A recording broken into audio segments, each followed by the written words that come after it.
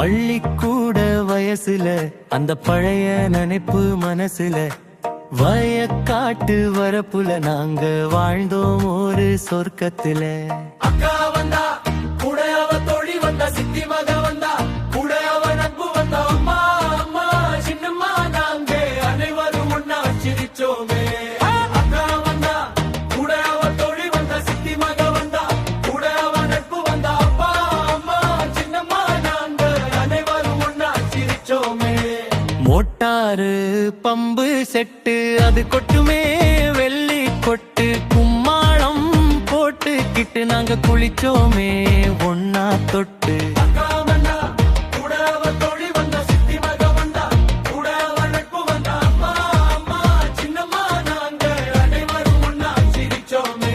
அக்கா வந்தா கூட அவ தோழி வந்தா, சித்தி மக வந்தா கூட அவ நட்பு வந்தா, அப்பா அம்மா சின்னம்மா நாங்க அனைவரும் ஒன்னா சிரிச்சோமே. மங்கா மரையேறி நாங்க மாங்காய் பறிச்சோம், கரும்பு தோட்டம் புகுந்து நாங்க கடைவாயில் கடிச்சோம். காய்த்து குலுங்கும் கடலை செடி அதை வேரோட பிடுங்கி ருசிச்சோமே. வாழைப்பழமும் இளநீரும் அள்ளி வயிறு நிறைய குடிச்சோமே.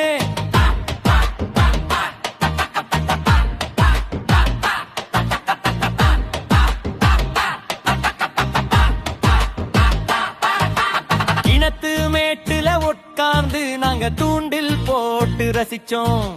துள்ளுற மீனை பிடிச்சு அங்க சுட்டு சுட்டு புசிச்சோம். சிரிப்பு சத்தத்துல அந்த வயலே சிலிருக்கும். நட்பு சங்கிலியில என்னடும் பாசம் இருக்கும். ஆல மரத்து விழுதை போல எங்க உறவு அழமா ஊனுச்சே. அந்த காலம் இப்போ வெறும் கனவா போனது ஏனோ. பள்ளிக்கூட வயசுல அந்த பழங்கின் தனிப்பு மனசுல வயக்காட்டு வரப்புல நாங்க வாழ்ந்தோம் ஒரு சொர்க்கத்துல.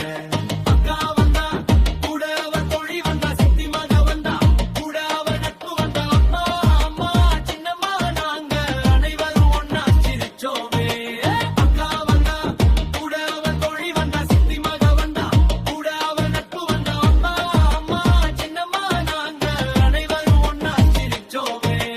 பள்ளிக்கூட வயசுல அந்த பழைய நினைப்பு மனசுல வயக்காட்டு வரப்புல நாங்க வாழ்ந்தோம் ஒரு சொர்க்கத்துல. காட்சி அமைப்பு குளியல் காட்சி.